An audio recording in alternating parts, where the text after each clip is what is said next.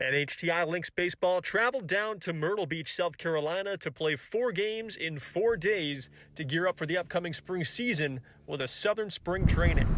Listen in from the Oceanside Hotel Suites the team stayed in for some player interviews to find out about the team, the trip, and why they chose NHTI baseball. For me, I'm just trying to get back into the groove. I had a pretty good fall. I'm trying to get back into it. I'm trying to make a big run this year. Last year, I kind of fell short with what I was trying to achieve. Regarding these group of guys, I feel like this is the strongest group I've been a part of. I feel like collectively as a group, we can do some damage in the YSCC. For me, May 17th is my last year as a Link, or last day as a Link. So I'm looking to bring home that trophy for the Lynx.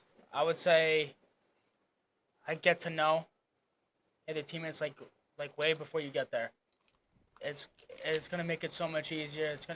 You will fit right in. Ask the coaches for their numbers. Just reach out. Be put in a group chat with all the guys. And overall, just don't be nervous. Have some fun. For me, it wasn't the fielding or the hitting. It was more just the pitching, the difference going from D3 where, you can just throw a fastball and blow it by almost everybody in the lineup besides maybe the one or two. And now they'll hit your best pitch like it's nothing and having to adjust to that. As we all know, you are the home run leader on our team. Okay. Absolute tanks. What is your opinion on the no bat flipping rule in college now? So for me, I have only bat flipped once in my life because the other team that we were playing thought they were playing in the Game 7 of a World Series when it wasn't really that serious. So I've never really bat flipped. Like I said, I only bat flipped once. But what I'll do is I will bring the bat down to first base. It's not even intentionally. It's just a habit because I don't know if it's going to go out or not. So I usually just watch it. But I'm in a full dead sprint. And then I release the bat once I get to first base, which it's really bad. I know I can get thrown out. I usually just start to run as fast as I possibly can anyway because I don't know if it's going to get over or not. Because I'm looking to stretch it in between to a double or a triple. So. Well, first impression, me coming to one of the fall little get-togethers, I immediately met Richie, 40-year. I don't remember who else was there. There was a few people there. We all got along pretty well. All of us were just having a good time, throwing around. And then some of us were working on pitching, outfielding. Everyone was going well together. And then when we got into our actual fall practices with the coaches and everything, all of us pretty much just clicked. We immediately started having fun. All the coaches are letting us have fun more than other coaches would. My first impression of Matt Fortier was, wow, this guy has no shirt on all the time. That is wild.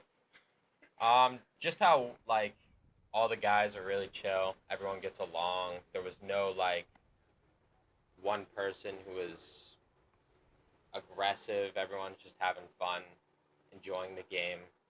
And we all just kind of clicked, It's like we had been playing since we were all in Little League.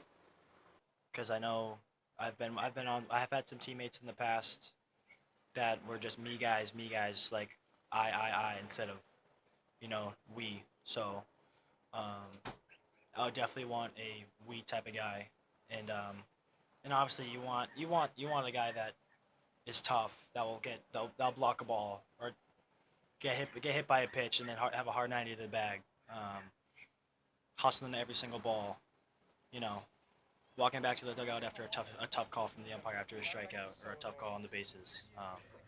It's how they react is really what I'm looking for. What would I look for if I was recruiting? I think first and foremost how they act around their parents. If they're respectful, hardworking, loving towards them. If they're not, that's a deal breaker, no go. And how they act outside of school, outside of baseball. because if they're doing well outside of all this, they'll be a great fit to the team. They're gonna fit right in. They'll be respectful, hardworking. So, I mean, talent you can teach, but like respect you can't. So, over anything else, I would say like respect more than anything. What I like about my favorite teammate is that we get along. We always joke around together. We're always having fun out at practice and games. Always, sometimes when they're in the dugout, we always joke around, have a bit of fun, brings out the energy in the dugout. Great energy if we're down in the dugout a little bit, our heads are down. Always picking ourselves back up, trying to get back into it. The way they play, they're very well organized. They know what to do in the right situation. Always not letting themselves get into their heads. If I was going to recruit a high schooler on my college team, I would first look at grades, number one, because if he can't pass his classes, he's not going to be on the team anyways. Two, how he treats his parents, like Richie said, because that's a big one. That shows that they have respect for their parents, and that's going to translate to coaches and teammates. It's more about the work ethic. A lot of guys are super talented in high school, and then they can kind of, go to the back of the pack.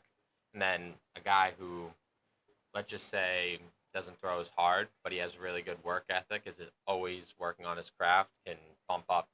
I'd say Drew's, honestly. He doesn't throw super hard, but he really works on his craft all the time. He's obsessed with pitching. He wants to be a coach. He just loves the game.